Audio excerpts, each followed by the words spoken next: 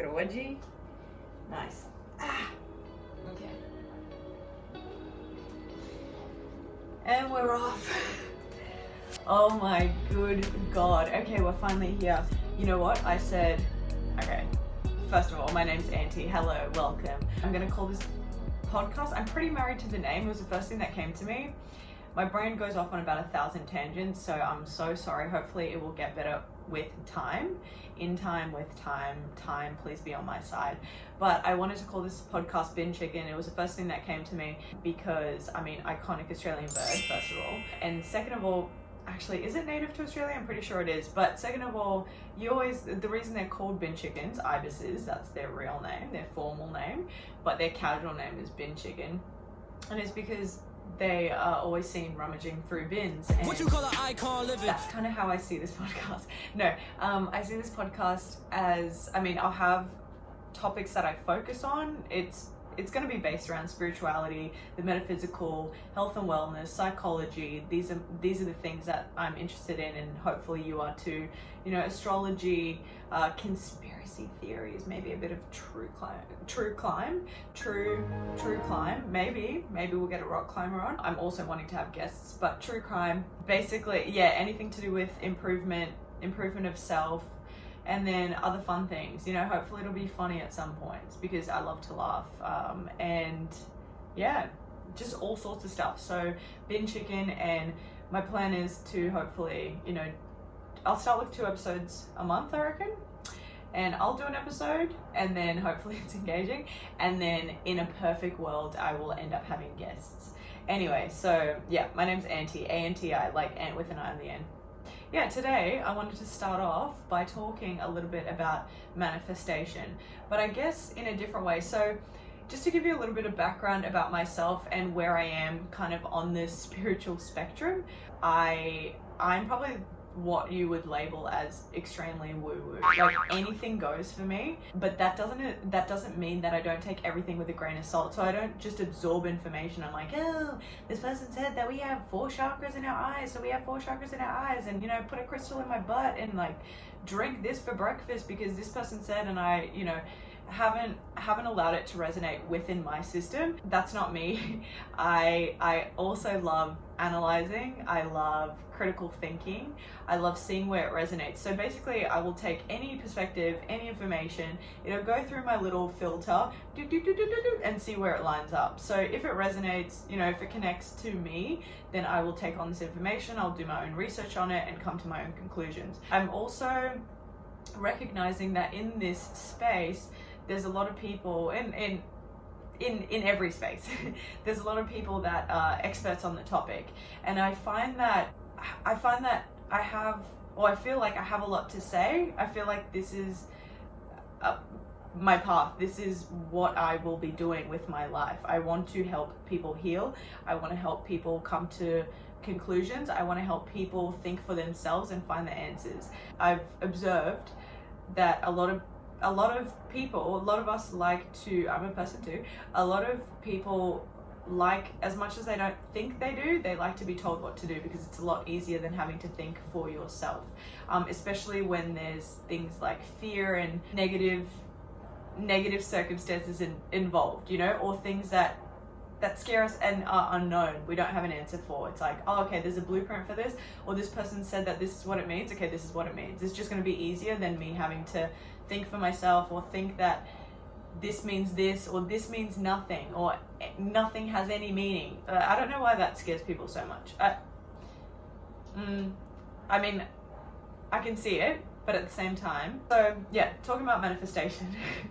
There's a massive rise. It's been around for ages. The Secret, Law of Attraction, Esther Hicks, Abraham, that work. I mean, manifestation comes in all shapes and sizes. A lot of different people have talked about it over the years. And a lot of people, I find now, it's really, really trending. And, you know, people are trying to sell courses and trying to sell kind of miracle ways to manifest. Like, I manifested $30,000 in 24 hours. Like, you know, it's like a race to see who can manifest the biggest thing in the shortest amount of time. And I guess I just wanted to give my perspective on how I see manifestation. Again, I'm not an expert on anything. I don't claim to be. These are my own, I guess, partially, for lack of a better word, downloads. This is my own conclusion. These are my opinions. These are still ideas that are forming in my own mind, in my own soul. And with manifestation, so basically, I think we create our realities. Our realities are created based on our beliefs. And the older I get, the more I believe this. I remember even as a kid coming up with this theory. It would have been about 11 or 12. I even remember exactly where I was, and I told my mom in the car at night, I was like, Mom, it's not like religion, or it's not spirituality, it's not the thing that people believe in, but it's the belief, the power of belief itself. The power of belief itself is the thing. So wherever you direct your energy, we are such powerful creatures. Wherever you direct your energy is what will eventuate, in my personal experience and in my personal belief system, which is a belief system in of itself, which is hilarious. So that will be created in my reality. And I have different views on this, and this goes into really convoluted theories about time and parallel universes and things existing at the same time, etc., etc. But essentially, I believe in this timeline, in this specific reality, where I am right now, that the power of belief itself is the most powerful thing. So what you believe is what you create from. And a lot of it happens, because people are like, well, why did this happen? I don't believe in this, and this isn't my reality. A lot of it actually comes from our subconscious beliefs. So I find that people don't tend to focus as much on subconscious beliefs and different triggers and different things that they're storing in their bodies and their minds, their belief systems.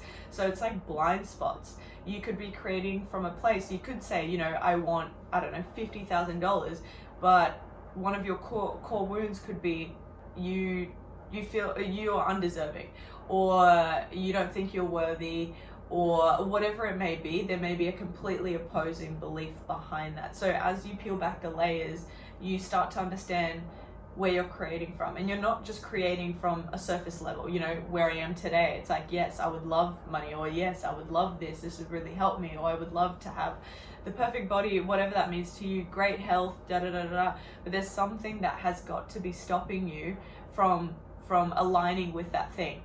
And the way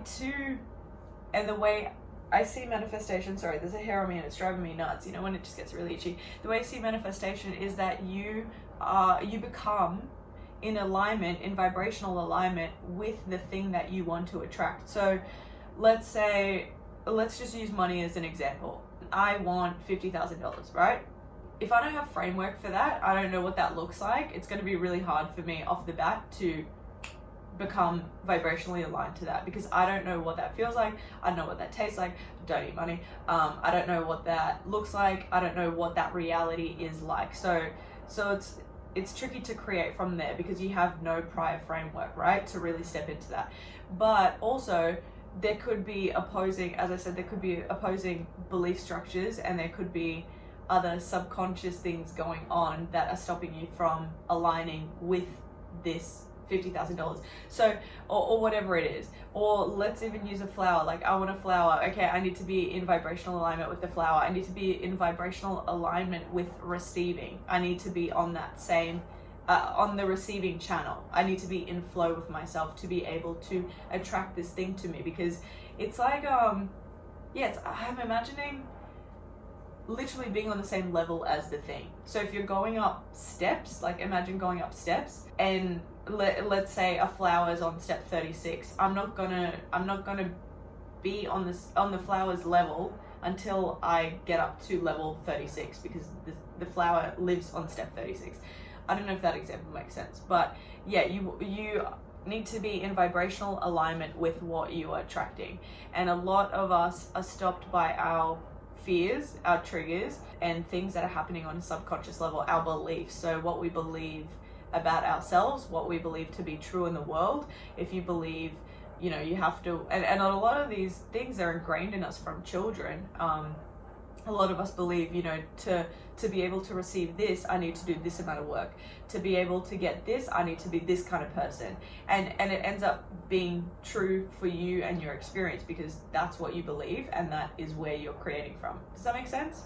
So that's what I believe. How many times can I say believe? Take a shot every time I say the word believe. Maybe like a green juice shot or something fun. Unless, whatever kind of shot you want. Live your life, be safe. Anyway, so then I was thinking, so that's us on an individual level, right? This is what we're attracting individually, and we are creating individual realities. On top of that, we have the collective. So we have global consciousness. So then I was thinking, oh shit, okay, so global consciousness is like an organism. Us as, you know, the world's population, we are an organism. We are a living, breathing organism. That's how I see us. I see us like cells in the body of God. We are all little individual cells, and we're individuals, but we're also one as a collective, right? And on a global level, we are also creating. So that creation comes from, and we are also going through problems as global consciousness. We are also going through celebrations, victories, whatever it may be, but we're all going through it together because that's where our energy is directed. So then I was thinking, okay, it's really important to look at what we are ingesting. So what we are ingesting in terms of media, what we are literally ingesting in terms of food, what we are ingesting in terms of conversation, what we are ingesting in terms of what we think about, our thoughts, media, music, all of it is fed back into us, and we store it and we process it, and it kind of integrates into our being. So from there, if we're fed from, let's say, okay, Squid Games, right? I haven't seen it yet because I'm extremely sensitive, period. I'm extremely sensitive, and I just haven't felt like I was in the space, because I've heard that there's a lot of violence in it. I just haven't felt like I am ready to explore that. I used to watch like horror movies, gory stuff all the time. Not all the time, but I used to watch it, and right now I feel like I just can't really handle it. Like no part of me wants to see that at the moment, but I'm curious. Anyway, so that was a massive craze, things that go viral, and I feel like, okay, what does that mean for us? Like globally, what does that mean for us as an organism? Where are we creating from? Because we're all ingesting this information, and then from there we create. And it doesn't seem to be, for a lot of the time, it doesn't seem to be from the best space. So if we're taking in music, and music's a really great way to take in information because it's catchy, it sticks with us, there's a melody to it. Music is a really, really powerful communicator. So depending on what we listen to, we're creating from there. It becomes a part of us. And even when you don't think you're taking things in, you're taking a lot more than you think. And then, you know, from movies, we're taking in things, and then we're taking in things, and then we talk about it. So we're continuing to create from that space. And then I just think, oh my God, all this fear that we're fed, like especially through the news, you know, when there's a lot of fear being pushed and people are being controlled by fear because it's terrifying to see what is going on in the world. Again, we're stuck in this fear space, so we create from fear. So we create more fear, and we create more disconnection, and that's kind of the path that we continue to take because that's what we're ingesting. So I just wonder, just spreading more love. It starts on an individual level. I think that's the quickest way to go about it. If we each learn to kind of unravel our layers, to start critical thinking, to start thinking for ourselves, to question things and try and understand why it is the way it is, to try and understand ourselves more, to try and understand our triggers, where we're creating from, to try and improve ourselves, to see how we can be better functioning in the world, to try and operate with love and compassion and kindness from a place of understanding and acceptance. I think if we tried to do more of that consciously, and naturally by clearing away these layers, we become the purest, most authentic version of ourselves. And we are in the world operating from a place of love. And then that creates more love, that creates more love. So that's literally how we create a shift. We manifest a shift in consciousness. We manifest a shift in the world. We manifest a shift. I know it's very easy to say, this is a concept and these are my theories. It's very easy to say, but I just think it starts on an individual level. Like imagine if all of us, like imagine your parents, imagine your friends, imagine them going through and understanding even parts of why they are the way they are, or clearing parts of things that are holding them back, or going to therapy, or getting more exercise, or eating foods that make them feel better. On these little changes, we can create such a massive ripple effect that will benefit everybody. And yeah, essentially that's kind of what I wish to do in the world. I want to create things that create change. I want to create things that help people think for themselves and suggest different ways of thinking, or suggest different ways of being in the world, and trying to find our most authentic selves while we're here to operate from a place of authenticity and love. And yeah, that's pretty much my mish, and hopefully I'll do it through different ways. Whether it be a podcast, whether it be a video medium, whether it be teaching dance classes, whether it be creating my brand, my clothing brand. I just want to get my little tentacles out there and spread more love into the world. And yeah, hopefully you'll join me on the journey, or at least part of the journey. And hopefully some of this made sense, because my brain, it's really hard for me to focus on one thing at a time, to be honest. My brain goes off in so many different directions. I just go bloop. So it was actually quite amazing that I stuck to something, and I think I kind of made sense. Okay, let me shut up now before I wreck it. Love ya, and I'll see you soon. I'm gonna keep this going, or watch this space, boy. Bye.